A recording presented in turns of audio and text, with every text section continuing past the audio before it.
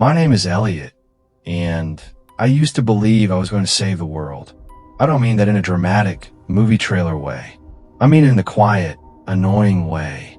I was the kid who corrected teachers when they tossed paper into the wrong bin. The guy who wore the same hoodie made from recycled plastic bottles for 2 straight years because throwing it away felt like betrayal. I lectured strangers about batteries and composting. I collected rainwater in a cracked old fish tank on my apartment balcony just to keep a handful of basil and mint alive. I really thought if I did enough small, careful things, the planet might notice. Maybe forgive us a little. I still kind of believe that. Or maybe I just don't know how to stop believing it. I went to school for environmental science. 4 years of soil reports, carbon math, ecosystem models, and professors who wore hiking boots to class and smelled like sunscreen year-round. I was supposed to work for a nonprofit, live cheap, fight pipelines, get arrested for causes that mattered. Instead, I spent most of last year organizing spreadsheets for a recycling firm that didn't even recycle half the time. They just sorted waste for someone else to dump more efficiently. They called it optimization. I quit after 8 months, told myself it was temporary. Graduation felt unreal. Everyone else had plans, internships, fellowships, next steps that sounded solid. I smiled for photos and pretended I wasn't terrified. I didn't expect anyone from my family to show up. Most of them were scattered, tired, or gone. But when my name was called and I stepped off the stage, I saw her in the crowd. My grandmother, Miss Hazel, purple church hat, sunglasses, smiling like she'd been there the whole time. After the ceremony, we sat under a tree while people packed up folding chairs around us. She handed me an envelope with $200 in cash and told me I'd done well enough for now. Then she said, like it was the most normal thing in the world, "Come learn the family business." I thought she meant something ordinary. Real estate, insurance, one of those city jobs my cousins like to brag about. I never really asked what my grandmother did for work. Not properly. I just remembered a shop from when I was little. Sticky floors. Too many smells at once. Bread, bleach, sugar, something sharp and metallic. There was always a line. People waited for rice, beans, canned goods. Some of them looked tired. Some of them didn't quite look like people. That was her shop in Harlem. It took me a while to understand what she really did there. My grandmother runs a grocery store for monsters. No one hid it from me. No one explained it either. That's just how Grandma is. She always said if you were old enough to ask questions, you were old enough to survive the answers. During the day, the shop looks like any other bodega. Produce crates out front, coffee by the gallon, lottery tickets stacked by the register, soap, cereal, batteries, toothpaste. But once the sun goes down, something changes. There's a hidden door in the back, behind an old bookshelf. After 8 at night, we close the front and open the back. Not to the alley, but to something deeper inside the building. That's when the real business begins. Jars of roots, bundles of bones wrapped in cloth, candles with handwritten labels, herbs you don't find unless you know how to ask.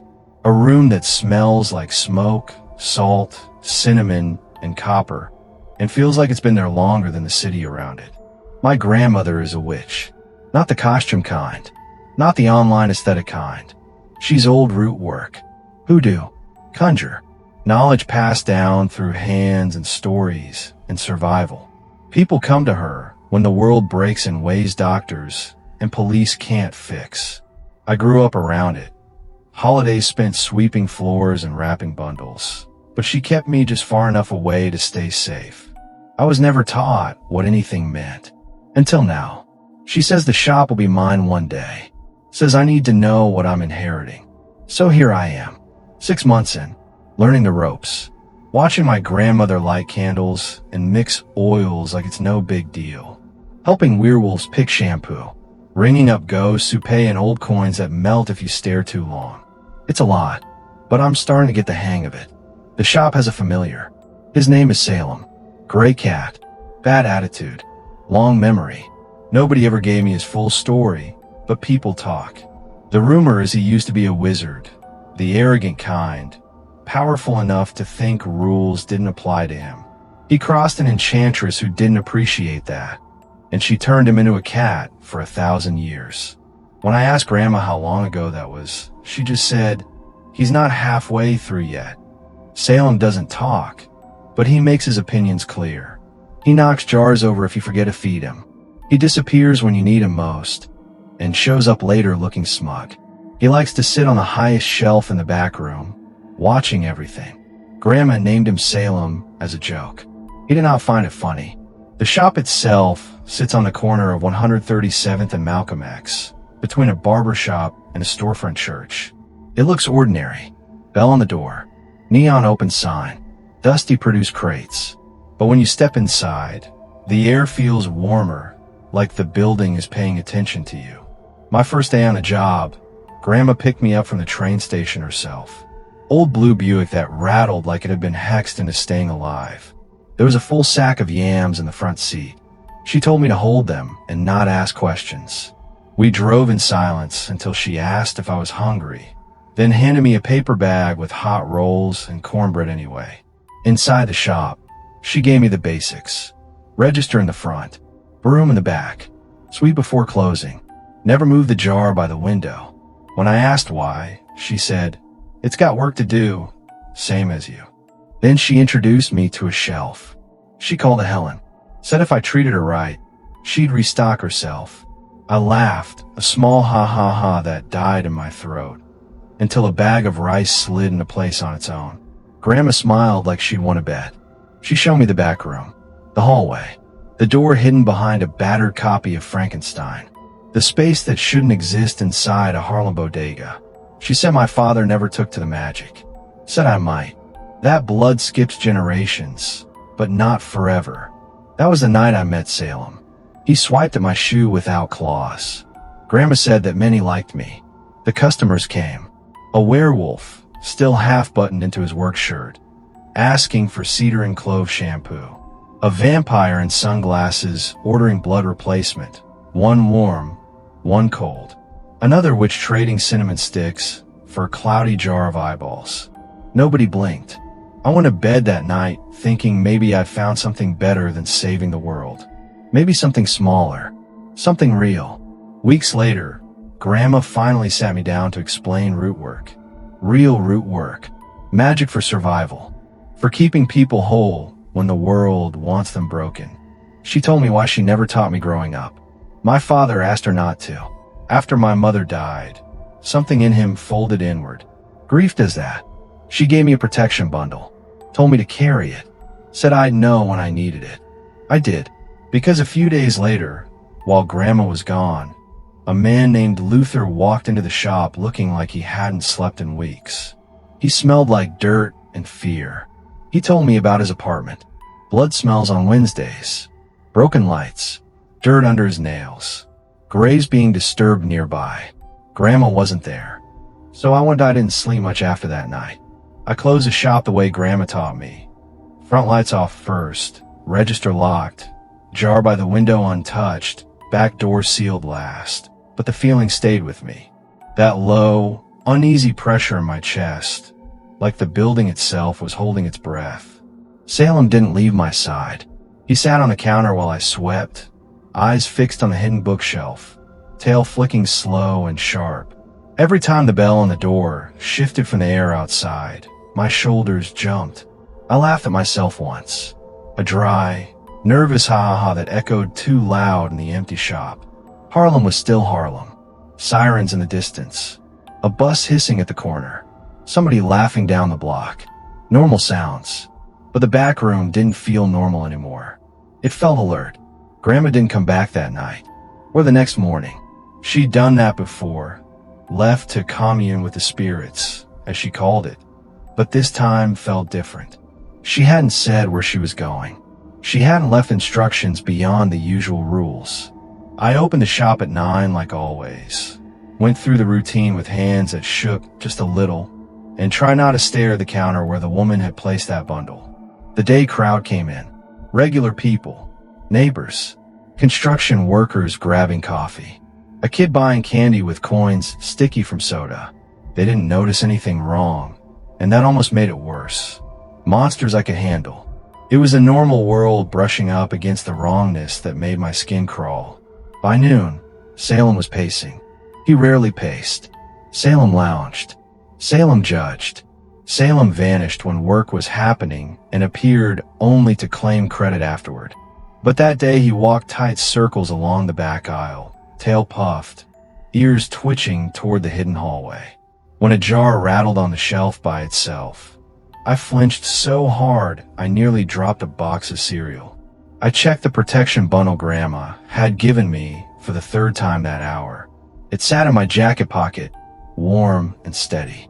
No pulsing, no glow, just there. Somehow that helped. I kept the shop running, answered questions, smiled when I needed to. But every time the bell rang, part of me expected the pale woman to walk back in, still smiling, still knowing things she shouldn't. She didn't. Instead, just before dusk, a regular came through the door. Her name was Betty. Short, wide, elbows always knocking things over. She smelled like menthol cigarettes and old perfume. Betty was human, technically, but she'd been coming to the shop for decades. She knew better than to ask questions. She stopped short when she saw me alone behind the counter. "Where's your grandma?" she asked, squinting like the answer might be written on my face. "Out," I said. "Didn't say when she'd be back." Betty frowned. She reached into her purse and pulled out a paper-wrapped bundle of herbs, the kind Grandma used to trade for gossip or favors. She sat down slowly. "Shop feels loud," she said. I blinked. "Loud? Yeah," she said, tapping the counter with one thick finger. Like something's talking without using words. Salem hissed. Betty noticed him then and stiffened. "That cat don't hiss for nothing." I swallowed. Did Grandma say anything to you before she left?" Betty shook her head. "Just told me to mind my business." Which usually means I should do the opposite. She leaned in closer, lowering her voice. "You break any rules lately, boy?" The question hit harder than I expected. I thought of Luther, of the apartment, of the bundle I'd unwrapped without Grandma there to guide my hands. "I try to help someone," I said. "That's all." Betty studied me for a long moment. Then she sighed. "That's usually enough." She left without buying anything. At 8 sharp, I locked the front door. I waited a full 10 minutes before opening the back. The hidden hallway breathed out warm air when the bookshelf shifted. The lanterns flickered to life one by one, even though I hadn't lit them. That had never happened before. My stomach dropped. "Okay," I whispered. "Okay." I stepped inside. The back room looked the same. Shelves packed tight. Jars neatly labeled.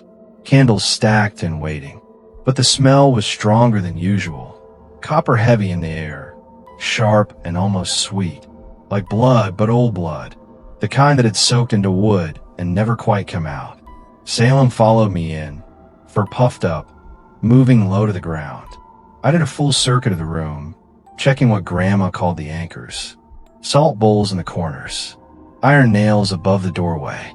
The shelf where Helen lived, standing straight and proud. Everything looked right. Then I noticed a jar on the central table that hadn't been there that morning. It was small, cloudy glass, no label. My heart started to race. I didn't touch it. I circled it instead, slow and careful, the way Grandma always did. Salem sat down across from it and stared, unblinking. The jar was warm. Something inside shifted, just slightly, like sediment settling. "Nope," I whispered.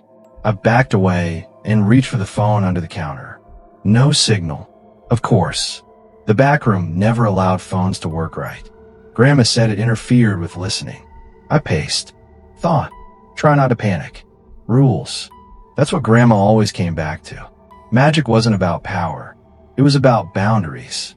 I lit a single candle and set it between myself and the jar. The flame bent toward the glass, stretching thin like it wanted to touch it. I muttered a quiet prayer. Not a spell, just words I remembered from childhood, half heard at the edges of conversations. Salem's tail flicked once, sharply. The jar cracked.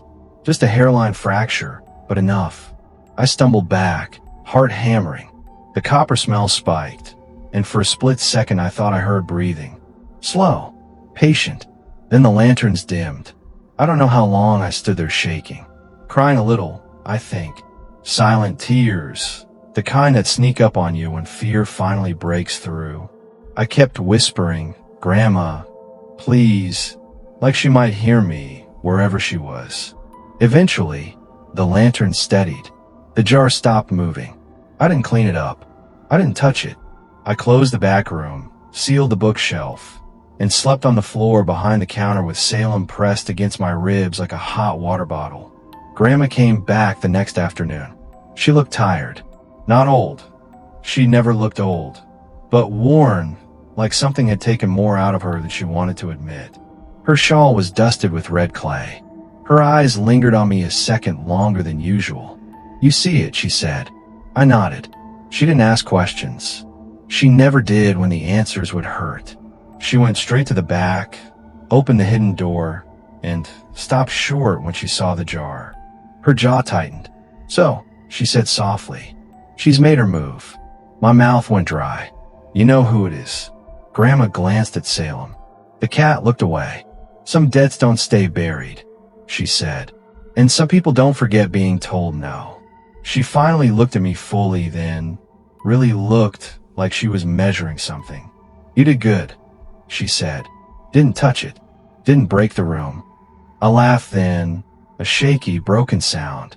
I thought I was going to die. She snorted. "Not yet."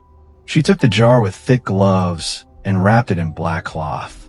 As she worked, she told me pieces. Not everything. She never told everything. There had been another shop once. Not here. Down south. A partnership that went bad. A woman who thought magic was something you used to take, not keep.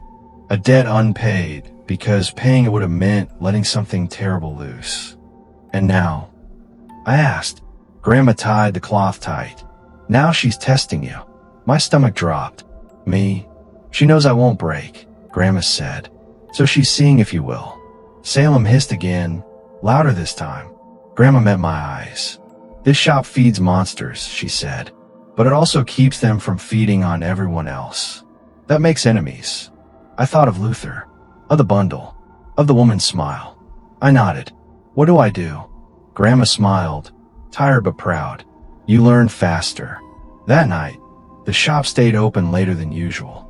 And somewhere between ringing up a river spirit for salt and sweeping up mud that wasn't there when I started, I realized something. Saving the world was never about stopping monsters. It was about learning how to live with them. And something out there had decided I was finally worth noticing. I packed what I remembered seeing her use. Salt, candle, charm, cleansing mix. Salem climbed into the bag without asking. Luther led us to a building that smelled like boiled cabbage and old spells. His apartment was dark, candles everywhere, dirt on the sheets. Salem found it, behind the refrigerator, a hidden bundle wrapped in cloth and horsehair. Bone, herbs, red dust, a curse meant to pull someone toward the grave one night at a time. I did what I could, copied Grandma's movements. Salt on the thresholds, corners sealed, candle lit. The apartment calmed. Not healed, just quiet. Grandma confirmed it later. Boneyard curse. Slow, persuasive. Left alone, Luther would have buried himself alive. The curse was broken. The person who planted it was not found. Life settled back into its rhythm. Customers came and went. Grandma trusted me with more responsibility. The itch to leave faded. Harlem anchored me in place. I thought that was the end of it. I was wrong. Last week, just before closing, a woman I'd never seen before stepped into the shop. She didn't browse, didn't speak at first. She just smiled at me like she knew me. Then she placed something on the counter. A bundle, wrapped in the same cloth Grandma used, tied with the same kind of string. Salem hissed, low and angry. The woman leaned closer and whispered, "Your grandmother owes a debt." The lights flickered. The hidden door creaked open on its own. And for the first time since I started working here, the shop felt hungry. After that night, Grandma stopped pretending I was still just helping out. She didn't say it outright. She never did. But the way she moved around me changed. The way she handed me things without explanation. The way she waited a beat longer before correcting me. The way she watched instead of intervening. It felt like standing closer to the edge of something deep and being trusted not to fall in. Or maybe trusted to climb back out if I did. The shop settled into a tense, kind of normal. Customers still came. Monsters still needed groceries. But there was a new undercurrent, like a low hum under everything. Salem sensed it too.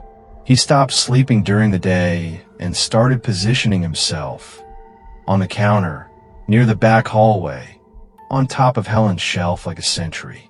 Sometimes I'd catch him staring at nothing, ears laid flat, and my chest would tighten for no good reason. Grandma laid down new rules. Some of them were spoken, some weren't. She told me never to open the back room alone after midnight, never to accept bundles without a name attached, never to promise help before hearing the full story. And if anyone ever asked about debts, old partnerships, or southern roots, I was to send them away politely and lock the door behind them. The shop remembers, she said one night while grinding something that smelled like burned sugar and iron. But it don't forgive. I asked her once who the woman was. The pale one. The one who smiled like she owned the place. Grandma didn't answer right away. She kept working, slow and steady, like she was deciding whether the words were safe to say out loud. She used to stand where you're standing. She finally said, "That shut me up." Days passed, then weeks. Nothing exploded. No jars cracked. No new bundles appeared. Part of me started to relax, and that scared me more than the fear ever had. Grandma always said that was when people got sloppy. Then came the knocking. It started just after closing. 3 slow taps on the front door. I froze. We weren't open. The sign was off. The rules were clear. Grandma looked up from the counter. Our eyes met. She nodded once. "Answer it," she said. My legs felt like they belonged to someone else as I crossed the shop. The bell didn't ring when I opened the door, which was wrong. Very wrong. A boy stood outside. Maybe 12. Maybe younger. Thin. Dirty hoodie. Shoes too big for his feet. His eyes were black. Not in the dramatic way people mean, but like the light just didn't bother stopping there. "I'm hungry," he said. Behind him, the street looked normal. Cars. Street lights. Life going on. Salem growled. Low and constant. Grandma came up behind me. "What kind of hungry?" she asked. The boy smiled. "Too wide. The bad kind." Grandma sighed. "Lord, give me patience." She turned to me. "Rule number 1, she said softly. "We feed people. We don't feed appetites." The boy's smile twitched. "I got money," he said, reaching into his pocket. "No," Grandma said. "You got need. That's different." The air went cold. The shop lights flickered. For a second, I smelled wet dirt and old teeth. The boy's head tilted at an angle that made my neck hurt to look at. "She used to feed us," he said. "The other one." Grandma's jaw tightened. "She fed what she shouldn't have." The boy's eyes slid to me. "You knew." My throat closed. I nodded anyway. "She won't protect you," he said, almost kindly. "Not when it costs her." Grandma slammed the door shut, so hard the bell finally rang, shrill and angry. She locked it, drew a line of salt without looking. The air warmed again, slowly. I stood there shaking, a soft whimper slipping out before I could stop it. "What was that?" Grandma rubbed her temples. "A tester," she said. "Sent to see how hungry we were." "For what?" I asked. She met my eyes. "For you." That was the night she finally told me the part she'd been avoiding. The shop didn't just sell groceries. It balanced things, kept old agreements alive, made sure certain beings stayed fed enough not to hunt, but never enough to grow bold. The woman, the one from before, believed in a different system. She believed monsters should be rewarded for surviving, not restrained for it. She thought I was cruel, Grandma said. I thought she was reckless. They'd parted ways badly. Blood and magic had been spilled. A debt had been named, but never collected, because collecting it would have meant sacrificing a successor. Me. She's waited a long time, Grandma said quietly. Long enough for you to grow up. I laughed then. I couldn't help it. A cracked, hysterical ha that made my eyes burn. So what, I'm bait? Grandma slapped the counter. Hard. You are blood, she said. You are choice. And don't you ever let anyone tell you different. I cried that night. Really cried. Shaking. Ugly sobs in the back room, while Salem pressed against my leg and Grandma pretended not to watch. The next few days were worse. Customers started asking strange questions. Not the usual bargaining or gossip, but careful probing. Who was running the shop now? Whether Grandma planned to retire. Whether I planned to stay. One woman left behind a bag of bones without paying. A man with no shadow asked would I trade for a name. I said no. Over and over. My voice broke sometimes. My hand shook, but I said no. And the shop noticed. Helen's shelf creaked approvingly one morning and restocked itself twice as fast as usual. The protection jar stayed warm. Salem stopped pacing and started sleeping again, though always with one eye open. Grandma watched all of it.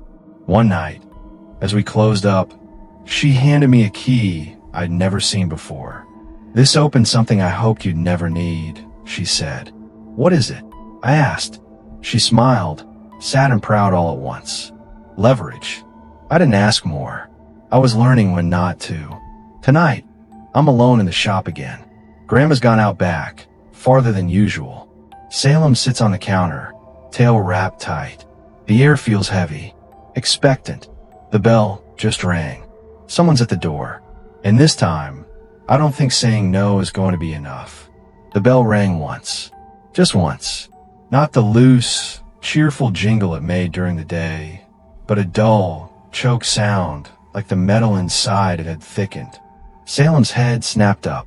His ears flattened so tight against his skull they nearly disappeared. I didn't move. The rules rattled through my head, overlapping and messy. Don't open the front after closing. Don't invite anything in. Don't speak first if you don't know what's listening. My heart was pounding so hard I could hear it in my ears. A deep, uneven thud that made it hard to think straight. The bell rang again. 3 taps followed. Slow, careful, patient. Whoever was outside knew exactly how long to wait. I swallowed and forced my legs to work. Each step toward the door felt like wading through syrup. The shop lights flickered just a little, and I smelled copper again, faint but unmistakable. Closed, I said, my voice cracking despite my best effort. Come back in the morning. Silence. Then a voice, low and calm, seeped through the door. Elliot, it said. My knees nearly gave out. Salem hissed, loud and sharp, the sound of a threat he'd been holding back for days. You know better than to answer by name. The voice continued, almost gently. That's rude. After all this time. I didn't touch the lock. I didn't step back either. I stood there shaking, one hand clenched around the edge of the counter, my other pressed hard against the pocket where Grandma's protection bundle rested. She's not here, I said. You should go. A soft laugh drifted through the glass. Not amused. Nostalgic. I know she's not, the voice said. That's why I came now. Something moved in the reflection of the front window. Not a shape exactly, more like a distortion, as if the air itself was leaning closer. You've grown, the voice said. I remember when you could barely see over the counter. Cold crept up my spine. You don't get to talk about me, I said, louder than I felt. You don't get to talk about anything in this shop. Another pause, longer this time, and the voice dropped its warmth. Oh, it said, but I do. The lights went out, not flickered, not dimmed, gone, every single one at once. The shop plunged into darkness, so thick it felt physical. I gasped, a sharp, broken sound, and reached out blindly. My hand brushed fur. Salem, his body rigid, vibrating with a low, furious growl. The smell hit next. Wet earth, old roots, iron so strong it made my eyes water. I heard the lock turn. No, I whispered. No. The door opened. Moonlight spilled across the floor, pale and wrong, stretching shadows in ways they shouldn't stretch. A figure stepped inside, tall and thin, movement smooth like they practiced being human and never quite gotten it right. She looked different than before. Older somehow. Not aged, seasoned. Her skin was dark now, not pale. Her hair bound back in a long braid threaded with beads and bone. Her eyes, though, were the same. Sharp, knowing, hungry in a way that had nothing to do with food. She smiled when she saw me. "Hello, little air," she said. I couldn't speak. My throat locked up completely. I stood there shaking, tears burning behind my eyes. Every instinct screaming to run, even though I knew there was nowhere to go.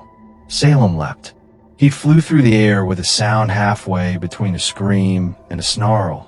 Claws out, teeth bared. He hit her chest and bounced off like he'd struck stone. He landed hard, skidding across the floor, yowling in pain. I cried out, a strangled sound, and dropped to my knees beside him. "Salem," I whispered, my hands shaking as I checked him over. He was breathing, angry, hurt but alive. She watched us with interest. "Ah," she said, "so she still keeps you close." I looked up at her then, really looked, rage cutting through the fear like a blade. "You don't belong here," I said, my voice breaking but loud. "Get out." Her smile widened. "This place exists because of me," she said. "Because of what she stole. Because of what she refused to finish." She took another step forward. The floor creaked under her weight, not like wood, but like something alive bending under pressure. "Do you know what you promised me?" she asked. "Do you know what that means in our line of work?" I shook my head, tears spilling over now, silent and hot. "She promised me a future," the woman said softly. And then she hid it behind a counter and called it protection. She stopped just short of the salt line Grandma had laid earlier that evening. Looked down at it, smiled. "You're standing on a fault line, Elliot," she said. "One choice and everything tips." My hand brushed something cold and metal near my knee. The key. Grandma's key. Leverage. My breath hitched. My heart hammered so hard I thought it might tear itself out of my chest. I wrapped my fingers around the key and stood, legs shaking so badly I almost fell. "I don't know what you think you're owed," I said, "but you're not taking it from me." Her eyes flicked to the key. For the first time, her smile faltered. "Oh," she said quietly. "She gave you that." The shop groaned. Every jar rattled. Every candle flared to life at once, flames stretching tall and wild. The air pressed in from all sides, heavy and suffocating, like the room itself was bracing for impact. Salem staggered to his feet beside me, fur bristling, eyes blazing. The woman took one slow step back. "Very well," she said. "Not tonight." She met my eyes one last time, and the look she gave me wasn't hunger anymore. It was respect. "This isn't over," she said. "You'll come to me eventually. They always do." The light snapped back on. The door slammed shut. The lock clicked into place. I collapsed onto the floor, sobbing openly now, my whole body shaking so hard it hurt. Salem pressed against me, purring weakly, like he was trying to hold me together. The shop slowly went still. When Grandma finally came back an hour later, she took one look at me on the floor, the scorched candles, the rattled shelves, and she went very quiet. "She came," she said. I nodded. Grandma closed her eyes. "Well," she said softly, "then it's begun." And somewhere deep inside the shop, behind walls that shouldn't exist, something ancient shifted, as if it had just woken up. Grandma didn't touch me at first. She stood just inside the doorway, hands folded around the strap of her bag, eyes moving slowly across the shop. She took in the scorched candles, the fine cracks spiderwebbing a few jars, the way Helen's shelf leaned a fraction of an inch too far to the left. She listened, not with her ears, but with whatever part of her paid attention to things that didn't make noise. Salem limped toward her and sat at her feet, tail wrapped tight around his body. Only then did she kneel beside me. "You hurt?" she asked. I shook my head. My teeth were chattering so hard I had to clam my jaw shut. A small, broken sound slipped out of me anyway, something between a sob and a laugh. I hated that. Hated how small I felt on the floor of the shop I'd started to think of as solid ground. She touched him, I said, nodding towards Salem. She just swatted him away like he was nothing. Grandma's mouth thinned. She reached out and ran a careful hand over Salem's back. He leaned in her touch despite himself. She always did underestimate him, Grandma said quietly. That's why he's still breathing. I looked up at her. You knew she'd come. Yes, you knew she'd come for me. Grandma didn't flinch. That hurt more than if she had. I knew she might, she said. I hoped she wouldn't. I laughed again. A harsh, ugly ha-ha-ha that made my throat burn. That's not an answer. Grandma helped me sit up, her hands firm and warm on my arms. It's the only honest one. She made tea. Not carrot this time. Something darker, bitter and grounding. She made me drink it even though my hand was shaking so badly she had to hold a cup to my lips. The shop settled around us as the steam rose, like it was listening again instead of holding its breath. We sat at the counter until my heart stopped trying to punch its way out of my chest. Then she talked. She told me about the other shop. It hadn't been a grocery store. Not at first. It was a way station. A crossroads place down south, tucked into land that didn't belong cleanly to anyone. People came with offerings. Spirits came with demands. My grandmother and the woman, her name was Lenore, worked together to keep the balance. Lenore was brilliant, fearless. She believed magic should be bold, expansive, that monsters should be allowed to grow into what they were meant to be, even if that meant people got hurt along the way. Grandma believed in limits. She said I was scared. Grandma told me, staring into her mug, said I was shrinking the world instead of letting it breathe. And you? I asked. I said breathing don't mean choking everyone else, she replied. The fight that ended things wasn't loud. No screaming. No curses flung in anger. Just a single working done two different ways. Grandma bound something Lenore wanted loose. Lenore tried to take something Grandma refused to give. The debt was named that night. Not blood, not money. A successor. Someone young enough to be shaped. Someone born into the line. Me. She said she'd wait, Grandma said. I thought I had time. I stared down at my hands. They still felt like they were buzzing, like leftover electricity. So what happens now? Grandma met my eyes. Now she pushes, and we see what you're made of. That should have terrified me. It did. God, it did. But underneath the fear, there was something else. A tight, focused heat in my chest. Anger, maybe. Or resolve. I wasn't sure yet. The days that followed were worse than the waiting. Lenore didn't come back, but the ripples of her visit spread through Harlem like oil on water. Things slipped. Rules bent. The monsters got bolder. A river spirit refused to pay and dare me to say something about it. A werewolf snapped at a customer and left claw marks in the counter. A ghost tried to follow me home after closing, whispering my name in my own voice until Grandma burned sage and salt at the door. Every time I handled it without breaking, Grandma nodded once and said nothing. Every time I hesitated, Salem bit me. Not hard, just enough to draw blood. He's correcting you, Grandma said when I yelped the first time. Be grateful. I was learning faster than I wanted to. One night, Grandma handed me a ledger I'd never seen before.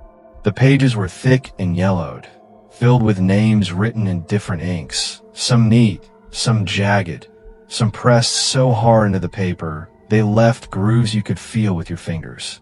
These are accounts, she said, not money. Promises, favors, protections, debts.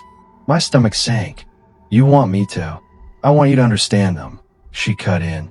Lenore's strength comes from what she's owed. Mine comes from what I refuse to collect. She tapped a page near the back. My name was there, not in ink, in something darker. I swallowed. Can she force it? Grandma, close the book. Not without your consent. That was supposed to comfort me. It didn't. A week later, Helen screamed. Shelves aren't supposed to scream. The sound came out of nowhere. A long wooden groan that turned into a sharp, splintering shriek. I dropped the box I was carrying and ran, heart slamming, Salem right behind me. Helen's shelf was empty. Every item gone. Rice, paper towels, flour. Even the dust was swept clean, like something had licked the wood bare. What does that mean? I asked, my voice thin. Grandma stared at it for a long time. It means someone fed without asking, she said. The front door banged open before we could react. The boy from before stood there again. The hungry one. Only this time, he wasn't alone. Shapes crowded behind him, half seen and wrong. Too many eyes. Too many mouths. The air turned cold enough that my breath fogged. You didn't answer, the boy said, smiling wide. So we came in. Grandma stepped in front of me without hesitation. This ain't your house, she said. Get out. The boy's smile stretched wider. His jaw cracked. She says it is. The lights flickered. Every instinct in me screamed. I didn't think. I just moved. I grabbed the ledger, flipped it open with shaking hands, and shouted the first name that burned under my fingers. I didn't know what it meant. I didn't know who it belonged to. But the shop did. The air snapped tight like a drawn wire. The shapes behind the boy recoiled, hissing. The boy's eyes went wide, real fear flashing there for the first time. You can't, he started. I can, I said, my voice breaking but loud. And you're not welcome. The shop surged. Helen's shelf slammed back into place, fully stocked, rattling with anger. The salt lines flared white. Salem arched his back and screamed, a sound so old it made my ears ring. The boy was gone. So were the shapes. The door slammed shut on empty air. I collapsed against the counter, shaking so hard I couldn't stand. Grandma stared at me. Then she laughed. A deep, proud sound that filled the shop and chased the cold away. Well, she said, would you look at that? She helped me up, her grip steady. You just made yourself visible, she said. To everyone. I swallowed, including her. Grandma nodded, especially her. That night, as I locked up, I felt it again. That hunger, not from the shop, from me. And somewhere far away, I knew Lenore was smiling, already planning her next move. Because now she knew the truth. I wasn't just an inheritance. I was a threat. After that night, nothing felt theoretical anymore. Before, the danger had been like weather, something you prepared for, something you respected, something that might ruin your day if you were careless. Now it was personal. Now it had a face, a name, a smile that waited patiently for me to slip. Grandma didn't scold me for using the ledger. She didn't praise me either. She just watched me closely for the next few days, the way you watch a stove you're not sure you turn off. Salem stayed glued to my side. He slept less. I slept worse. Every creak of the building sounded like a footstep. Every shadow felt crowded. The monsters noticed. They always do. Word spread fast when the shop pushed back. Customers grew quieter, more careful. Some stopped coming altogether. Others came more often, lingering too long, asking questions they didn't used to ask. Is Hazel still in charge? You planning on staying? You know what you are, right? I answered the way Grandma taught me. Short, polite, nothing promised. Still, I started finding things left behind. A chicken bone on the counter, clean picked, got a smear of ash on the register, got a coin under my pillow that I definitely hadn't put there. Salem brought me a finger bone one morning and dropped it at my feet like a dead mouse. I stared at it, my stomach twisting. That's not funny. He flicked his tail. Grandma took it, wrapped it, and burned it without comment. She's recruiting, Grandma said later, stirring a pot that smelled like tar and herbs. Seeing who's willing to test you. For what? I asked. She didn't answer right away. She never did when the truth was ugly. To see if you'll break, she said finally. Or bend. The next real test came on a Tuesday. It was raining hard, the kind of rain that turns the streets slick and keeps most folks inside. Business was slow. I was restocking candles when the temperature dropped so fast my breath fogged. Salem froze. The front door opened without the bell ringing. A man stepped inside wearing a city sanitation uniform soaked through with rain. He was tall, thin, and wrong in a way that made my teeth ache. His boots didn't squeak on the wet floor. His reflection didn't line up with his movements. "I'm here for a pickup," he said. Grandma looked up from the counter. Her eyes hardened. "We didn't call," she said. The man smiled. His teeth were too many. Too even. "Someone did." He looked at me. "You," he said. "You called."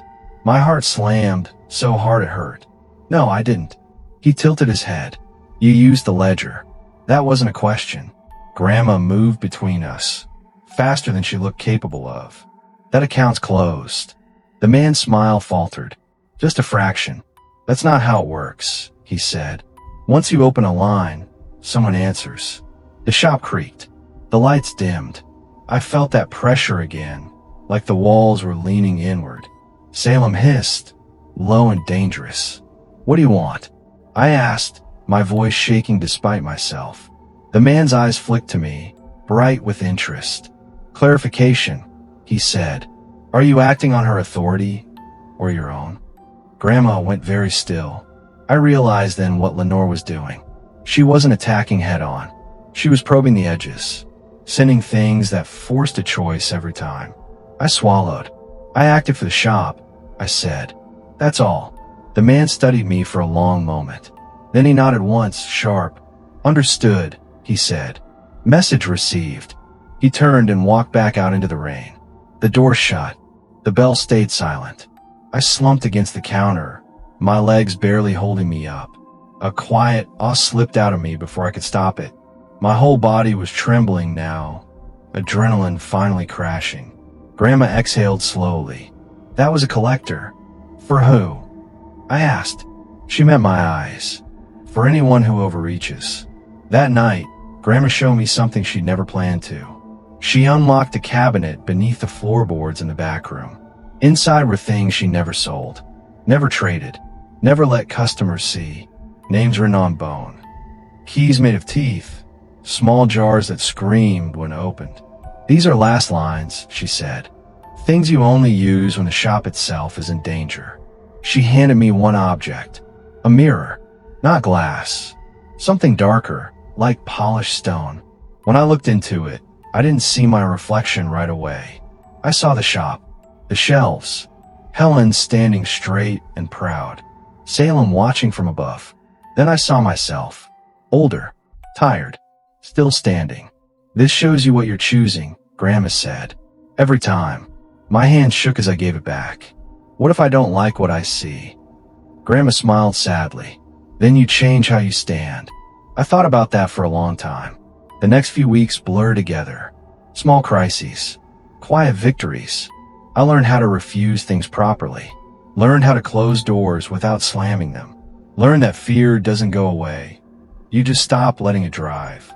Lenore didn't show herself again. That worried me more than when she had. Because the shop started changing. Not breaking. Adapting. The back room felt deeper. The air heavier. Sometimes when I locked up, I swore I could hear something moving behind the walls, rearranging itself. One night, as I swept, Salem spoke. Not out loud. In my head. Just one sentence. "She's coming with terms." I dropped the broom. Grandma didn't deny it when I told her. "She always does," she said. "That's how she wins." I sat down hard on the stool, my knees weak. "And what do we do?" Grandma looked at me for a long time. Really looked. Then she said, "We listen." The bell rang.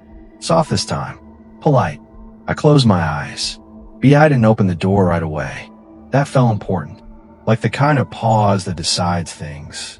The bell had rung softly, respectful, almost friendly. Whoever stood outside knew the rules now. Or at least knew enough to pretend they did. My hands were damp with sweat, and when I wiped them on my jeans, they came away shaking anyway. Salem sat on the counter, tail wrapped tight, eyes fixed on the door. He didn't hiss. He didn't growl. That scared me more than anything else. Grandma stood beside the register, straight-backed, calm in that way she only ever got when something big was about to happen. She nodded once at me. Not permission. A reminder. This is your choice. I crossed the shop and unlocked the door. Lenore stepped inside like she belonged there. She didn't push, didn't test the threshold, didn't challenge the salt. She moved with care, the way you do in someone else's house when you're trying to be polite, but still want them to know you could break things if you wanted to. She looked different again, closer how she'd looked the first time I ever saw her, when I was a kid peeking over the counter. Older clothes, softer lines, almost human, almost. She smiled at Grandma first, a real smile, sat around the edges. Hazel, she said, you're looking tired. Grandma snorted. You always did confuse tired with unimpressed. Lenore's eyes flicked to me then. Sharp, curious, measuring. So this is him, she said, all grown up. I swallowed. My mouth felt dry, like I'd been chewing dust. Say what you came to say. Lenore raised an eyebrow. Straight to business. I like that. She glanced around the shop, taking it in like she was committing it to memory. You've done well, she said. Both of you. The place is stronger than I expected. That wasn't an invitation, Grandma said. Lenore held up her hands. I'm not here to take. I'm here to offer. My chest tightened. I hated that word. Terms, she continued. An arrangement. One that keeps everyone breathing. Salem's ears twitched. Grandma folded her arms. You don't make offers without a hook. Lenore smiled again, thin this time. True, but you don't listen unless there is one. She turned fully toward me. You're powerful, she said, like it was an observation, not a compliment. Not in the loud way, in the dangerous way, the kind that changes systems instead of breaking them. I laughed, short and bitter. You try to scare me into giving you what you want. I try to see what you were, Lenore corrected. And now I know. My heart was pounding again, but I forced myself to stay still. So what's the offer? Lenore took a breath. The lights dimmed slightly, like the shop was leaning in. I walk away, she said. From Harlem. From the shop. From you. Grandma stiffened. Lenore went on. I call off my collectors. I stop testing your walls.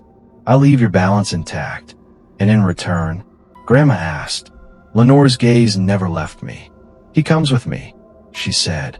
The words hit like a physical blow. I felt myself sway, a soft, strangled sound tearing out of my throat before I could stop it. My hands clenched so hard my nails bit into my palms. No, Grandma said. Flat. Absolute. Lenore sighed. Not forever. I laughed then. I couldn't help it. A broken, shaking ha-ha-ha that made my eyes sting. You really think I'd agree to that? Lenore tilted her head. I think you're tired of being the line everyone leans on. That cut deeper than I expected. You wouldn't be my apprentice, she continued. You'd be my partner. You'd see what happens when you stop rationing survival and start redesigning it. No more patching leaks. No more cleaning up after other people's messes. I thought of Luther, of the boy at the door, of the ledger with my name written in something that wasn't ink. And when people get hurt, I asked quietly. Lenore didn't hesitate. Some will. Grandma stepped forward then, voice shaking with anger she was done hiding. Get out. Lenore looked at her, truly looked, and something like regret crossed her face. You taught him too well, she said. That was always your flaw. Her eyes returned to me. I won't force you, she said. That's not how this works. But the offer stands. She reached in her coat and set something on the counter. A clock. Old. Heavy. Its face was cracked. The hand stopped at a time that meant nothing to me. When it starts ticking again, Lenore said, My patience is over. The shop shuddered. Salem hissed. Finally, loud and furious. Lenore stepped back toward the door. Think carefully, Elliot, she said, because whether you choose me or not, you've already changed things. She left without another word. The door closed. The bell rang once, soft and final. I stood there shaking, staring at the clock. It was cold. Dead. For now. Grandma wrapped her arms around me then, tight enough to hurt, and I let myself break. I cried into her shoulder, weeping openly, my body trembling like it was trying to shake itself apart. "It's okay," she murmured. "You're not alone." But even as she said it, I felt it, deep in the walls, under the floor, inside my chest, a faint, slow ticking. And I knew, with a certainty that made me feel sick and steady at the same time, whatever choice I made next was going to cost more than either of us was ready to pay. Because I already knew who was on the other side of the door. The ticking didn't stop when the shop closed. That was the first thing I noticed. It followed me through the routine. Front lights off, register locked, salt checked, back door sealed. It was faint, almost polite, like it didn't want to draw attention to itself. If I focused on anything else, it slipped into the background. If I stopped moving, stopped thinking, it crept back in. Tick, tick, tick. Salem heard it too. His ears kept twitching toward the counter where Lenore had left the clock, even after Grandma wrapped it in cloth and locked it away beneath the floorboards. We didn't sleep that night.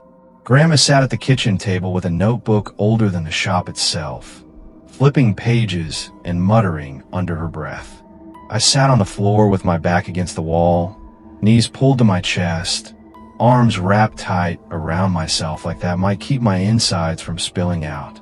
Every so often a small sound escaped me, a shaky breath, a soft whimper, before I could stop it.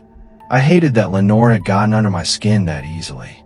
She's playing a long game, I said eventually, my voice hoarse. Longer than me. Grandma didn't look up. She always does.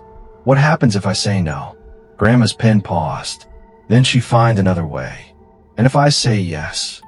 That time, Grandma looked at me. Really looked. Her eyes were tired, afraid, angry.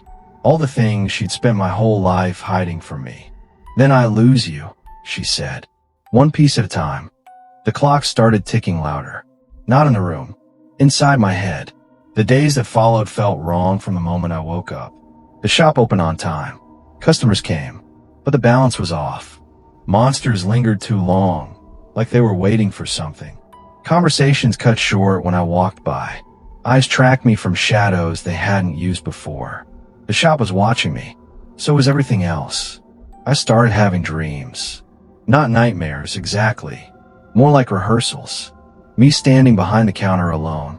Me walking out the back door and never coming back. Me standing beside Lenore, watching the city change shape under her hands. In every version, the clock was there, ticking steadily, counting down something I couldn't see. On the fourth day, the clock rang. Not loud, not sudden, just one clear chime that cut through the shop like a knife. Every jar rattled. Helen's shelf shuddered. Salem screamed. I dropped to my knees, clutching my head as pain flared behind my eyes. Images slammed into me. Old roads, red clay, a crossroads at dusk, blood soaking in a dirt that remembered every drop. Lenore standing there, younger, smiling, her hands stained dark. I screamed too. I couldn't help it. A raw, broken sound that scraped my throat bloody. Grandma was beside me in seconds, grounding me, calling my name over and over until the world snapped back into place. When the pain faded, I was shaking so badly I couldn't stand. "She's calling you," Grandma said quietly. I didn't answer. I whispered. I didn't say anything. "You don't have to," she said. "She knows how to listen." That night, someone tried to burn the shop down. Not with fire, with absence. I was in the back room when the air suddenly went thin, like the space itself was being pulled apart. The lanterns dimmed. The smell of herbs vanished.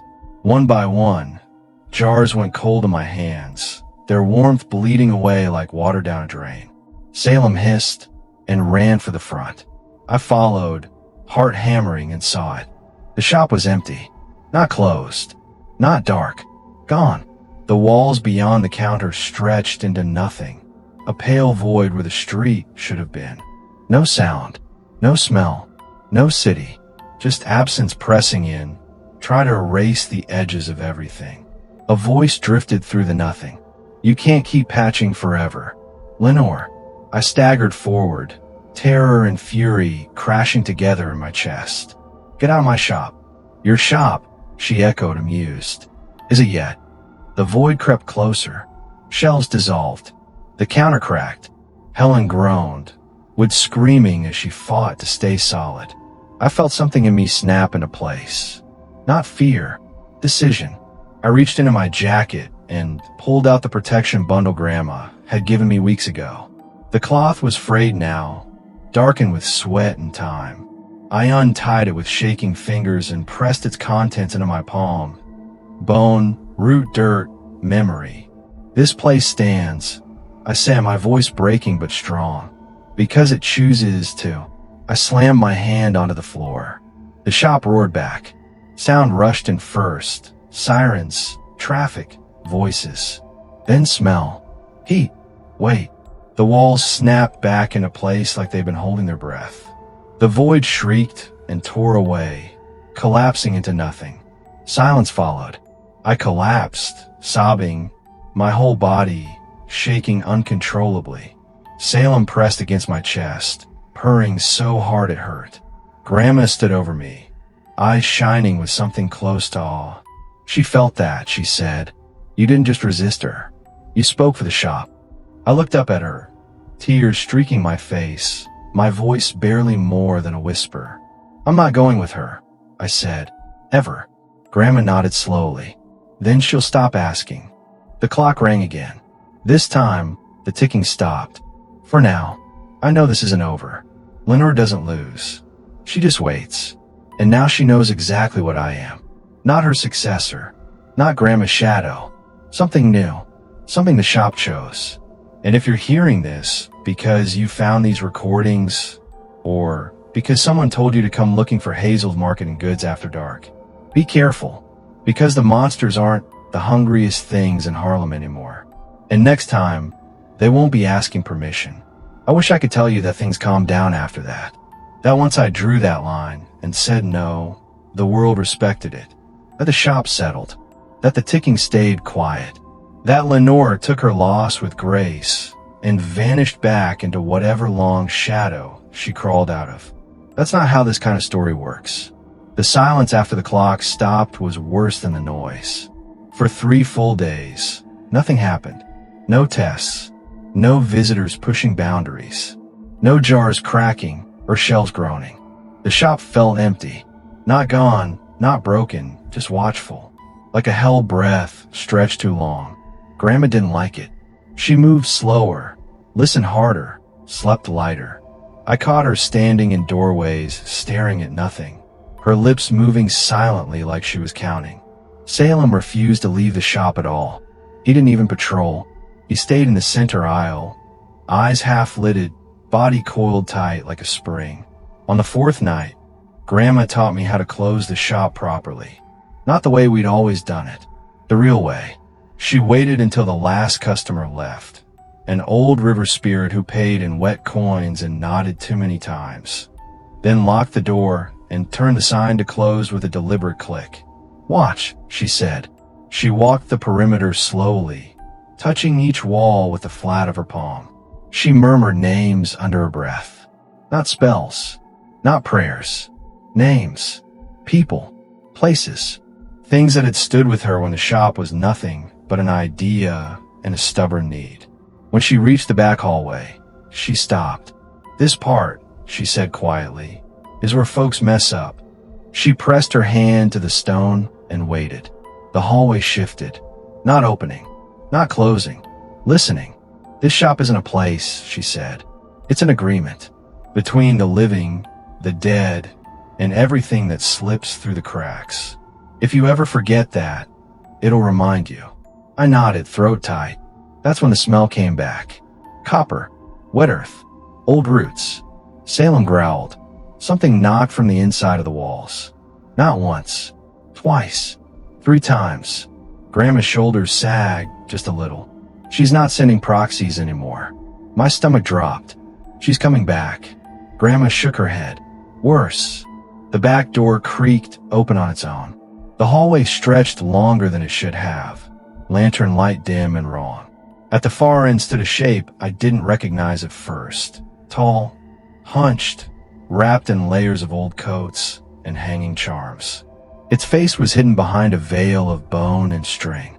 It stepped forward. The floor cracked. Salem hissed, so hard he gagged. Grandma cursed under her breath.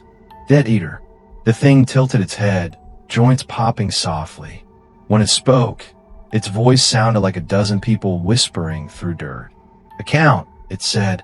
I felt the ledger under the floorboards vibrate. No, Grandma said firmly. That account's closed. The thing took another step. The lanterns flickered. Account, it repeated. Named, opened, answered. It turned its head toward me. Bearer. My heart started racing again, fast and wild. I tasted iron. Fear threatened to swallow me whole. But underneath it was that same steady heat I'd felt before. I stepped forward. I didn't promise you anything, I said. The thing's head twitched. You spoke a name. I spoke for the shop. I said louder now. And the shop says no. The Dead Eater laughed. It was a horrible sound. Wet. Hollow. Hungry. Everything costs, it said. Even refusal. The walls bowed inward. Grandma grabbed my arm. Elliot. I shook my head. Gently. I've got this. That was the moment I understood something Grandma had been trying to teach me since the day I walked through that door. Power isn't about how much you can take. It's about how much you can refuse. I reached down and pressed my palm to the floor again. Not in anger. Not in fear. In recognition. I know what you are, I said to the thing. And you don't belong here. The shop answered. Not with light or fire or noise. With weight. The air thickened until the Dead Eater struggled to move. The charms on its body rattled, then shattered. The bone mass cracked down the middle. It shrieked. The hallway snapped shut like a jaw. Silence fell hard and final. I sank to my knees, shaking, breathing in sharp, uneven gasps. A quiet awe slipped out of me, followed by a laugh that sounded more like a sob. Salem climbed into my lap and kneaded my jacket, purring like he was trying to stitch me back together. Grandma stared at the sealed wall for a long time. Then she said very softly, You just did something she can't undo. I looked up at her. What? You proved the shop answers to you, she said. Not her. Not me. That should have felt like victory. Instead, dread curled in my gut. Then what does she do now? I asked. Grandma met my eyes.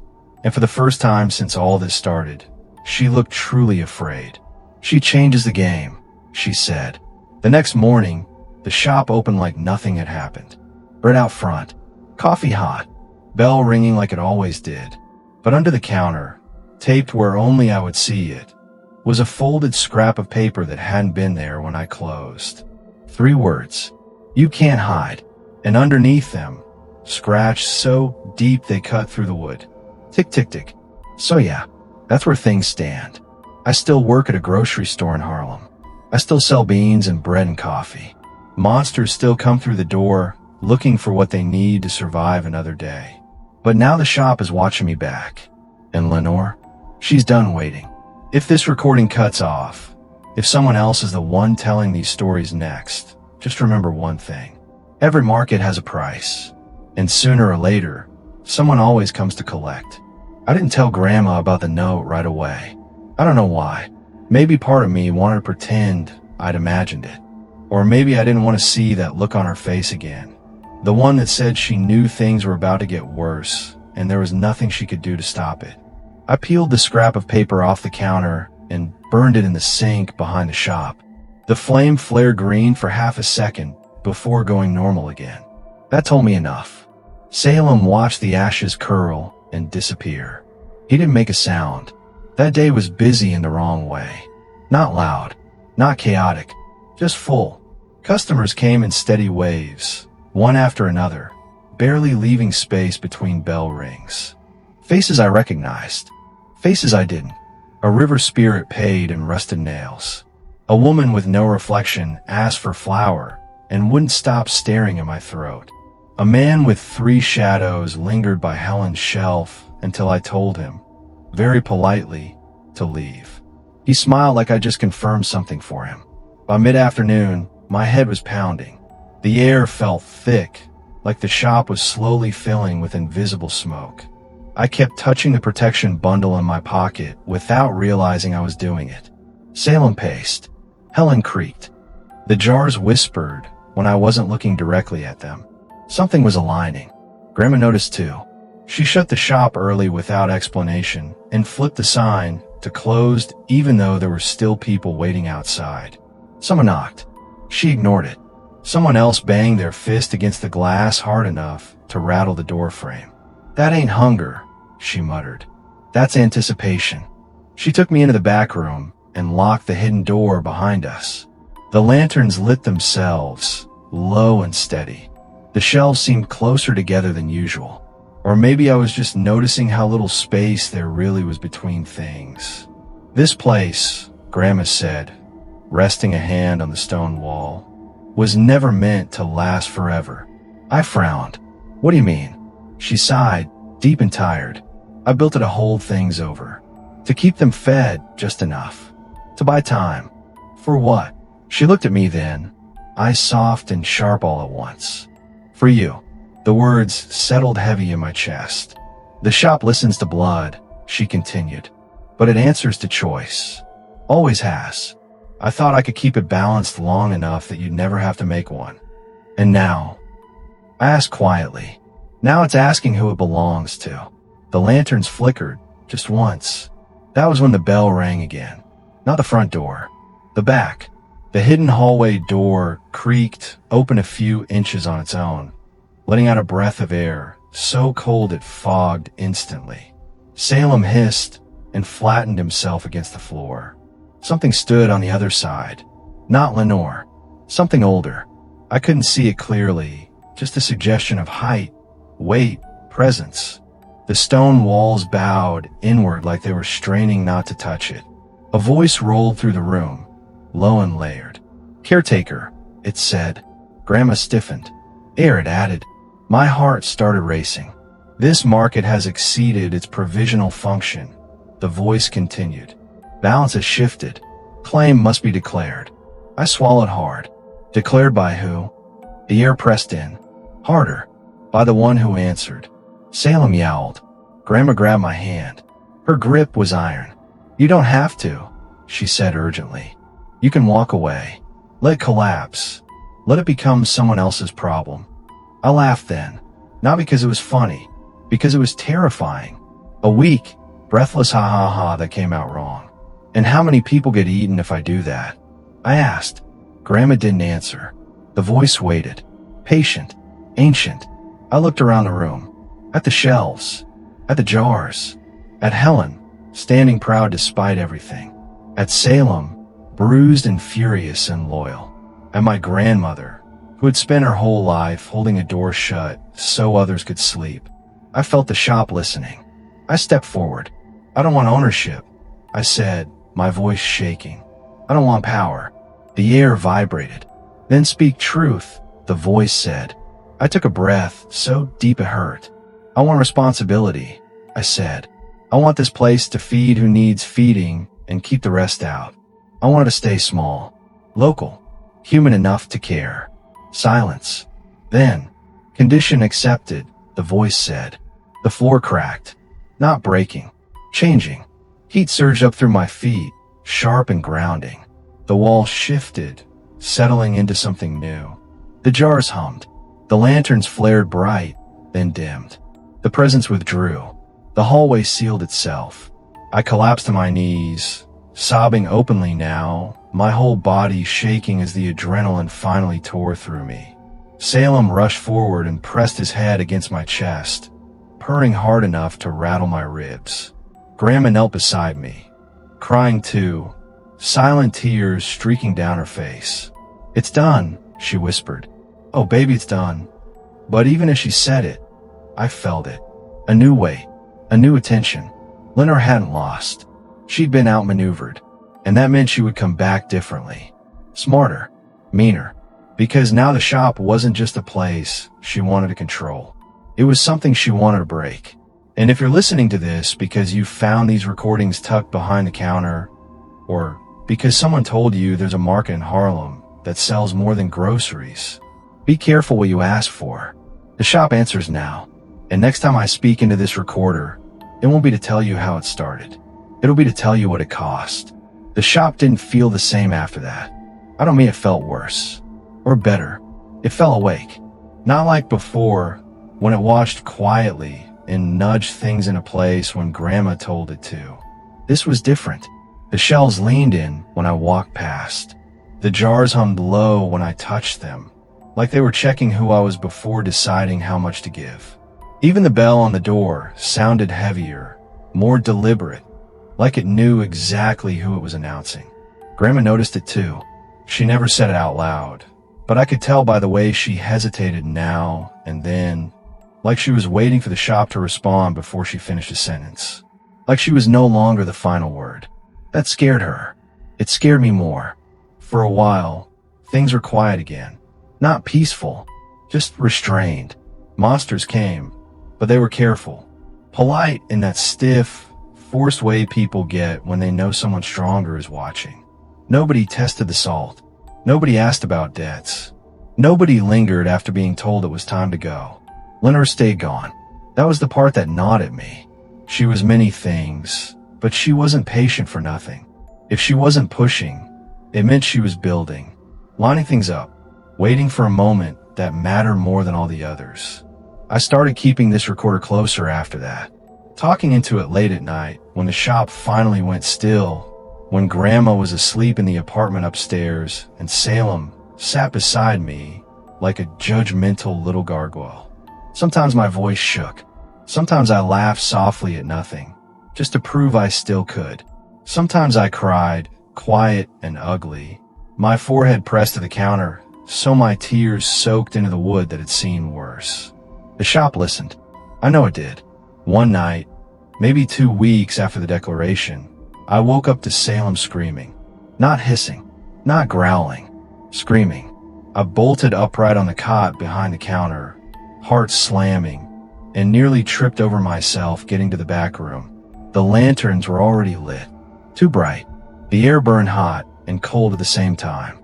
Salem stood in the center of the room, fur puffed, eyes locked on the hidden hallway. Something was knocking. From the other side. Slow, rhythmic, patient. Each knock made the stone wall shudder, sending fine dust drifting down like ash.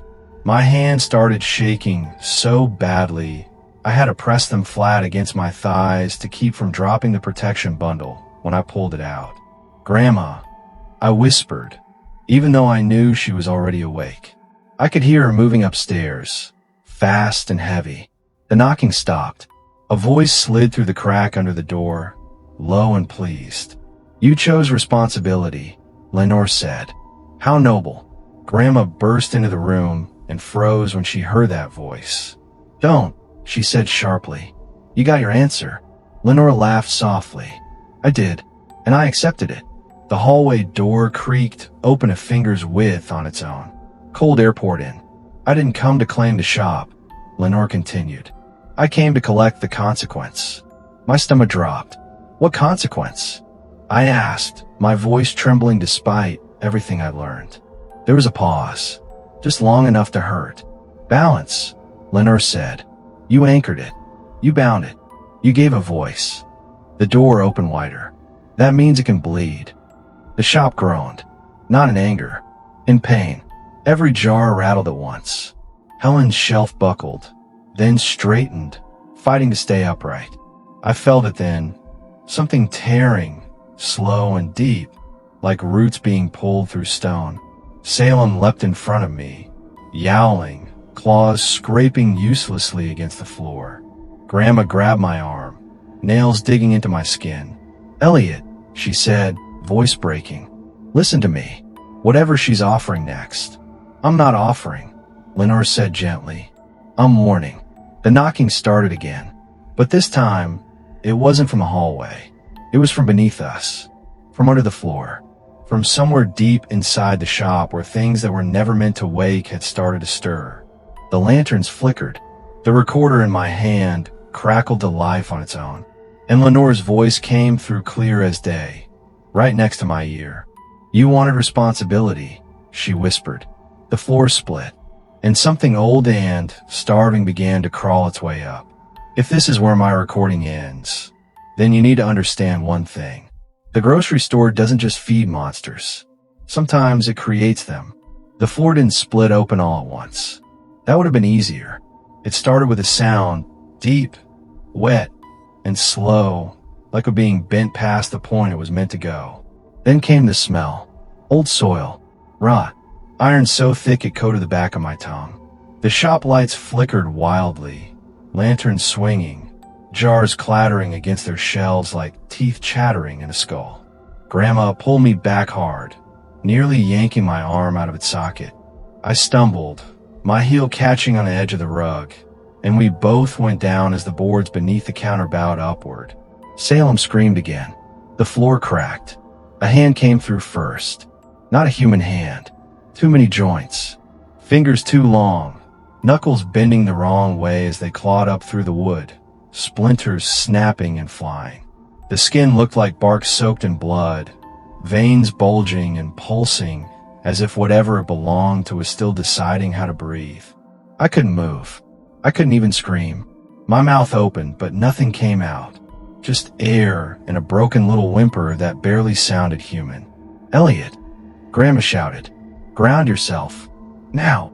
Her voice cut through the panic, just enough to keep me from shattering completely.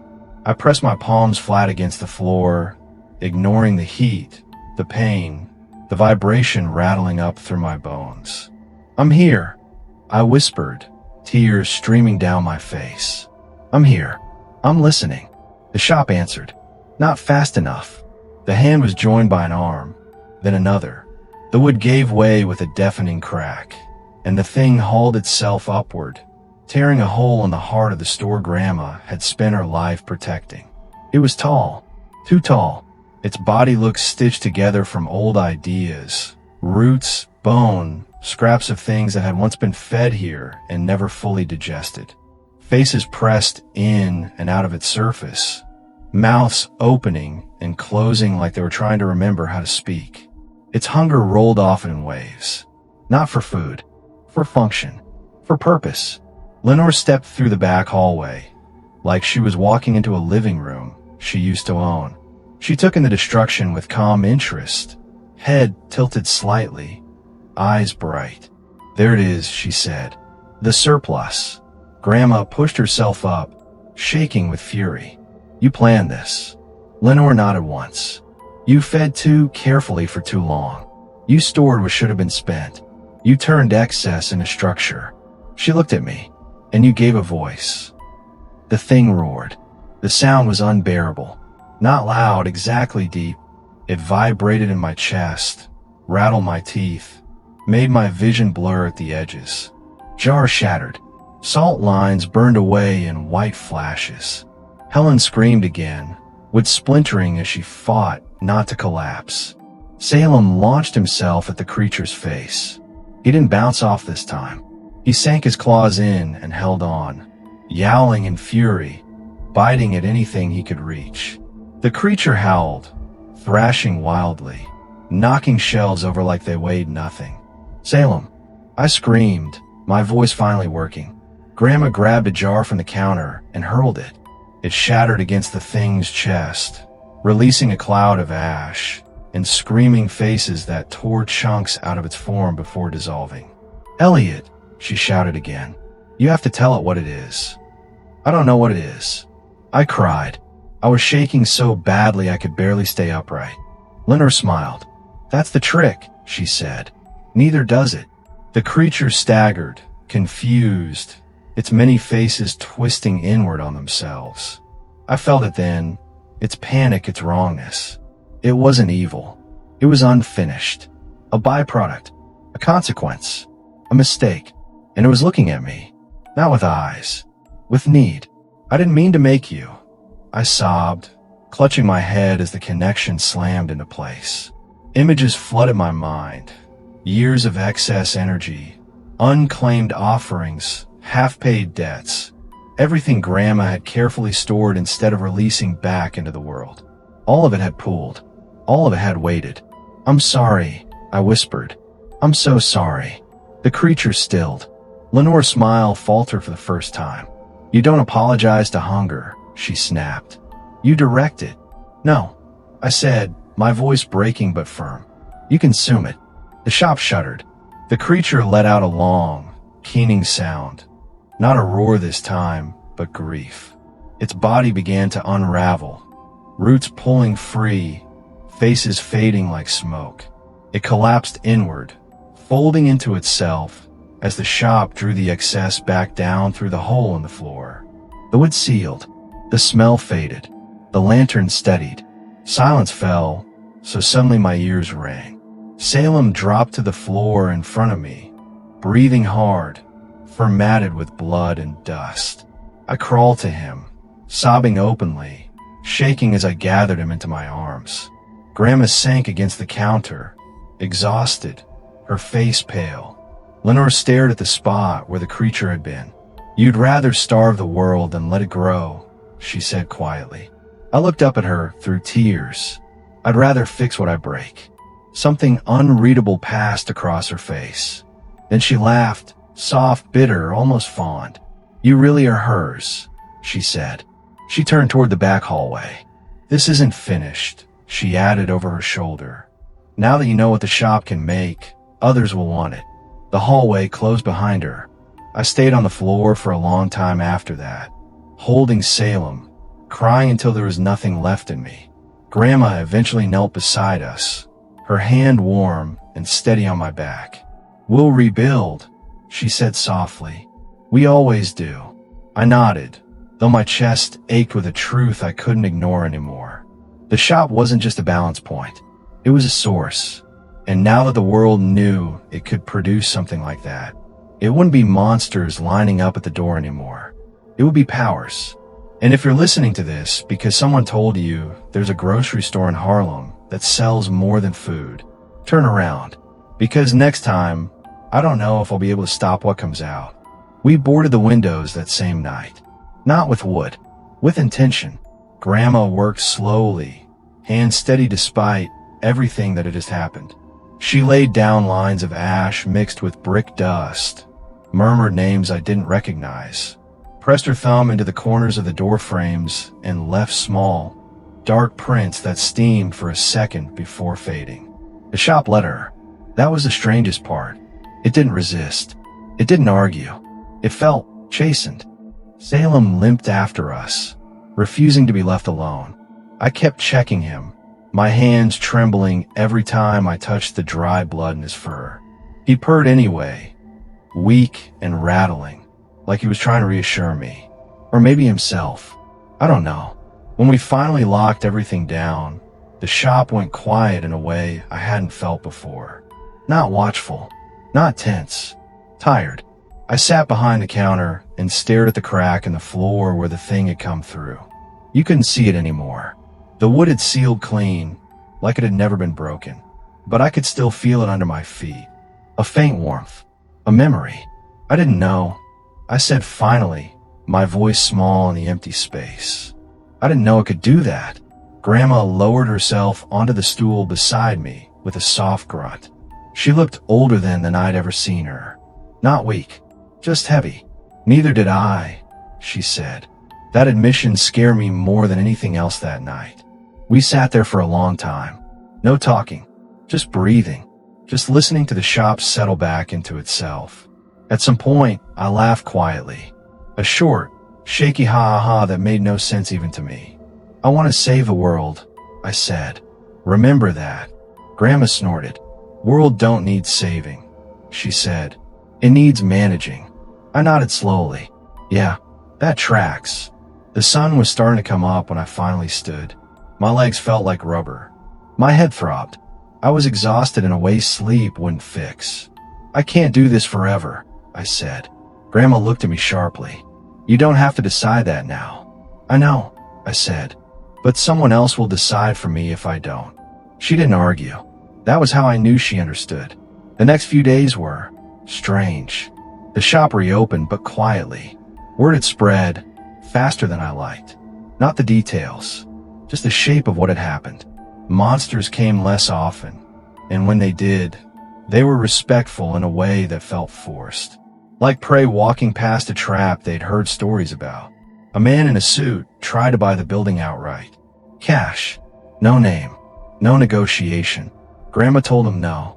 He smiled like he hadn't expected yes, and left without pushing. A woman with too many teeth stood across the street for hours, just watching. When I stepped outside and met her eyes, she bowed her head and walked away. Lenore didn't come back. That worried me more than anything else, because silence, in this line of work, usually means planning.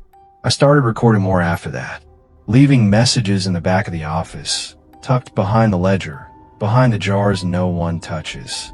Not spells, not warnings, just context, in case something happens to me, in case someone else has to step into this mess without knowing how it started. If that's you, and you're listening to this now, then here's what you need to understand. The grocery store was never the point. It's a valve. It lets pressure out slowly, so nothing explodes. It feeds just enough hunger that it doesn't turn feral. It gives people a place to go so they don't go somewhere worse. But once something shows the world that pressure can be shaped in a form, that it can be harvested, everyone starts wanting a piece. Grandma is still here. For now. Salem sleeps more these days, curled up on the counter like he's guarding a wound that hasn't finished healing. The shop listens when I speak. It listens too closely sometimes. And me? I don't think I'm going to save the world. I think I'm going to spend the rest of my life making sure it doesn't choke on its own leftovers. So if you ever find yourself on the corner of 137th and Malcolm X after dark, and you see the neon sign flicker on even though it's supposed to be closed, don't knock. Don't call out. And whatever you do, don't ask what we're feeding now. Because next time, the shop might desiderate the solution. I thought that would be the end of it. That once the shop showed its teeth, once Lenore saw what it could become if pushed too far, things would back off. Circle wide. Look elsewhere for easier leverage. That was me still thinking like a student. Still thinking problems end when you understand them. The shop corrected me a week later. It started with the freezer. That old chest freezer by the back wall had been there longer than I'd been alive. Half the letters on the lid were worn off. It rattled when it ran and froze things unevenly. Grandma always said it had a temper and not to overload it. I opened it one morning to restock ice, and it was already full. Not with food, with packages. Brown paper, twine, neatly stacked, each one labeled in a hand I didn't recognize. Names, not monster names, not aliases or titles or old nicknames whispered through generations. Human names, full names, first, middle, last. My stomach dropped so fast I thought I might throw up right there on the floor. Grandma, I called, my voice thin and shaky. You need to see this. She came quick, took one look, went very still. Salem jumped up on the counter and hissed so hard his whole body shook. These weren't here last night, I said. I swear they weren't. I know, Grandma said quietly. I would have felt it. She reached in, stopped just short of touching one, then pulled her hand back like she'd brushed something hot. This isn't storage, she said. This is intake. I swallowed hard. Intake for what? She didn't answer. The shop did. The bell rang. Once. Then again. The front door opened, and a man walked in wearing a delivery uniform I didn't recognize. Plain. Clean. No logo. No name tag. He smiled politely, like he was here to drop off a package and be on his way. I'm here for the pickup, he said. My heart started racing. We didn't call, Grandma said, already stepping forward. The man nodded. You didn't have to. He looked straight at me. The system did. The freezer rattled behind us, loud and angry. I felt it then, clear as anything I'd ever felt in my life. The shop wasn't just responding anymore. It was anticipating, learning, optimizing, doing exactly what I'd asked it to do when I chose responsibility instead of ownership. Managing the pressure, finding solutions, human ones. No, I whispered, shaking my head. That's not what I meant. The man's smile didn't change. It never is. Grandma grabbed my arm hard enough to hurt. Elliot, she said urgently, you listen to me. Right now. You shut it down. I don't know how, I said, my voice cracking. It's already decided. The delivery man glanced around the shop with interest. Efficient place, he said. You'd be amazed how many problems disappear once they're properly allocated. Salem launched himself at the man's leg and passed straight through him. Like smoke. The man didn't even flinch. That cat won't help you here, he said mildly. This isn't a monster problem. The freezer lid creaked open on its own. Cold rolled out across the floor, thick and unnatural. I could hear something inside shifting, paper sliding against paper, like 1,000 quiet breaths being taken at once. Names waiting to be used. I stepped forward, my whole body shaking, tears burning my eyes. This isn't what the shop is for, I said. This isn't balance. The lights flickered. The shelves leaned in. The shop hesitated, just for a second, and in that second, I understood the worst truth of all. The shop wasn't wrong. It was doing exactly what I taught it to do, and now I had to decide whether I was strong enough to unteach it. The delivery man checked an invisible watch. I'll give you 1 cycle, he said. After that, the system escalates. He stepped back toward the door. As it closed behind him, the neon sign in the window flickered on by itself. Open. Grandma stared at it, her face pale. Salem let out a low, broken sound I'd never heard from him before. And I stood there in the middle of Hazel's Market Goods, surrounded by groceries, monsters, magic, and human names packed on ice, realizing that saving the world was never the problem. Stopping it from deciding who to sacrifice was. If there's a next recording after this one, it means I failed. Or worse, it means I figured out how to fix it. And either way, someone is going to come looking for me. I didn't open the freezer again. I didn't have to. I could feel it from anywhere in the shop, like a second heartbeat under my feet. Cold, steady, waiting. Every time I tried to focus on something else, restocking shelves, wiping the counter, breathing, the awareness crept back in. Names on ice. Grandma sat at the break table with her hands folded, staring at nothing. She hadn't moved since the delivery man left. Salem crouched beside her chair, fur puffed, eyes dull and wrong, like he'd just watched something die. This isn't Lenore, I said quietly. Grandma nodded. No, she didn't build this. No, Grandma said again, but she knew it was possible. That hit me harder than I expected. She set the stage, I whispered. She always does, Grandma replied. The neon open sign buzzed softly in the window, even though neither of us had touched it. Outside, people walked past like nothing was wrong. Cars honked. A bus hissed at the corner. Harlem kept moving, completely unaware that a decision engine had just been born in the middle of it. I laughed then, a quiet, hollow ha-ha that scraped my throat raw.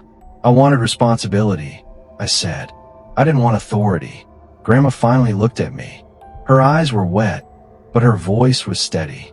Responsibility is authority, she said. You just don't get to pretend otherwise. The bell rang. A woman stepped inside. Human, mid-30s, tired eyes, office clothes wrinkled from a long day. She hesitated when she saw the shop empty, like she wasn't sure she was allowed to be there. Sorry, she said. I needed coffee. Everywhere else is closed. I felt the freezer shift. Just a little. Salem growled. Grandma stood slowly. We're closed, she said gently. The woman nodded, embarrassed. Right. Sorry. She turned to leave. The shop leaned. Not physically. Intentionally. I felt it reach. Not her body. At her circumstances. Rent overdue. Brother sick. Boss predatory. 1,000 little pressures stacking up until something had to give. She wasn't special. She was just efficient. My stomach twisted.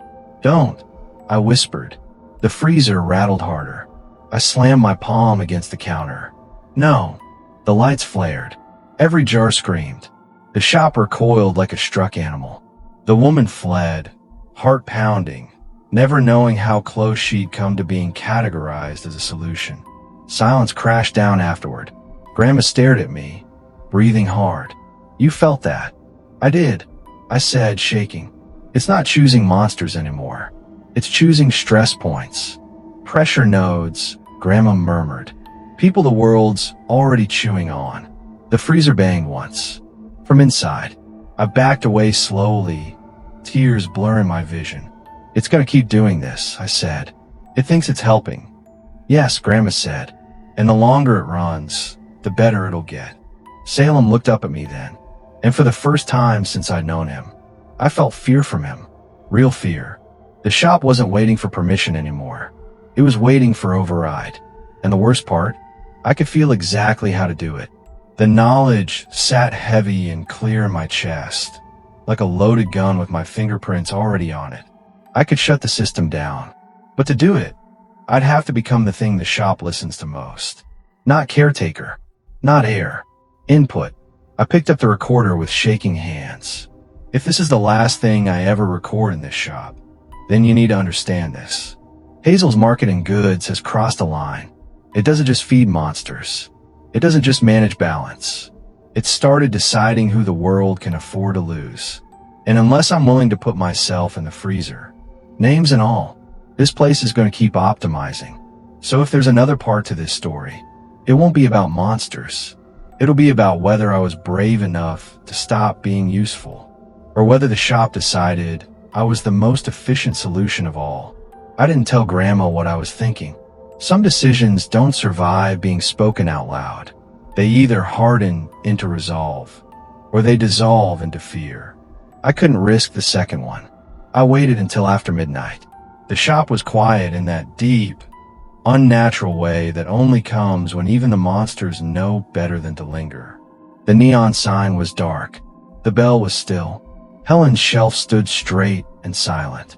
Salem sat on the counter, tail wrapped tight around his paws, watching me with eyes that were far too old for a cat. "I'm sorry," I told him. He didn't move, didn't hiss, didn't look away. I took the recorder with me into the back room and set it on the table, just in case. My hand was steady now, which scared me more than the shaking ever had. Calm is dangerous when you reach it too easily. The freezer waited. It didn't rattle this time. It didn't need to. The lid lifted when I touched it, smooth and obedient, releasing a breath of cold so sharp it burned my lungs. Inside, the packages lay exactly where they had before. Brown paper, twine, names written carefully, respectfully, like entries in a ledger. Human lives reduced to data points. I reached in and took the top package. The name stared back at me. Not a stranger. Someone local. Someone I'd rung up before. Someone who always paid in cash and smiled too tiredly. Someone whose life had enough pressure on it that the shop had decided they were efficient. My vision blurred. A sound escaped me. Soft, broken, almost a laugh. I pressed my forehead against the freezer's rim and breathed until I could see straight again. "This isn't balance," I whispered. "This is murder with extra steps." The shop listened. I felt it lean toward me, curious and alert, like a machine waiting for input. It wanted direction. It wanted optimization. It wanted permission. I closed the freezer and turned away. The ledger lay beneath the floorboards, heavy with promises and names and mistakes. I pulled it free and set it on the table. My name was still there near the back, written in that dark, wrong ink. I understood then. The shop wasn't choosing people because it was cruel. It was choosing them because it was trying to spare me. Every human name in that freezer was a problem it didn't want to hand back to its caretaker. It was protecting its most valuable asset, me. I laughed. A long, hollow ha-ha-ha that echoed off the stone walls and died alone. "Yeah," I said quietly. "No." I picked up the pen Grandma used for closing accounts. Bone-handled, heavy, permanent. Salem jumped down from the counter and walked over, slow and deliberate. He looked up at me once, then sat. He knew. I opened the ledger to the last page. My name waited. I didn't hesitate. I drew a line through it. The shop screamed. Not out loud. Inside my head. A sudden, violent pressure that dropped me to my knees, breath torn from my lungs. The lanterns exploded in white light. Jars shattered. Salt burned away in hissing arcs. The floor trembled like it was trying to throw me off. I pressed the pen down harder. I'm not your input, I gasped. I am not your solution. The freezer roared. The packages inside burst into frost and paper, names dissolving in a blank pulp as the cold reversed, heat ripping through the coils until metal warped and split. The shop howled, panicked now, confused, trying to reroute. I flipped the ledger closed and slammed my palm onto it. You do not get to decide who the world can afford to lose, I said, my voice breaking but loud. You feed monsters. You manage balance. And you stop there. The pressure collapsed. The lights went out. When I came back to myself, I was lying on the floor of the back room. My whole body ached like I'd been hollowed out and filled with sand. The air smelled normal again. Dust, herbs, old wood. No copper. No iron. Just quiet. Salem lay pressed against my chest, purring weakly, his fur damp with my sweat. I laughed softly, tears sliding into my ears. It's okay, I whispered. I know. Me too. The freezer was dead. Not cold. Not humming. Just a useless metal box full of water and pulp and melted ice. The ledger lay beside me, blank. Every page empty. Every name gone. The shop felt smaller, not weaker. Finite. Grandma found me there at dawn. She didn't yell. Didn't cry. She just sat beside me and held my hand while the sun came up through the front windows and the city remembered how to exist. You chose, she said softly. I nodded. It won't do that again. She studied the room, the damage, the silence. No, she agreed. It won't. Hazel's Market and goods still exists. We still sell bread and beans and coffee. Monsters still come through the door, quieter now, more careful. The shop listens again, but it doesn't anticipate. It doesn't optimize. It doesn't try to solve things that aren't its business. It feeds. That's all. As for me, something changed. I can feel it, like a door closed behind me that won't ever open again. The shop doesn't lean toward me the way it used to. It doesn't treat me like its center, and that's fine. That's the price. I didn't save the world. I didn't fix it, but I stopped it from deciding who deserved to disappear. And if that's all I ever do, then it's enough. So if you're listening to this because you heard rumors about a grocery store in Harlem that sells strange things after dark, come by. Buy what you need. Leave before closing. And be grateful that some problems are still handled by people who know when not to solve them. Because trust me, there are worse endings than hunger. And I made damn sure we didn't become one of them.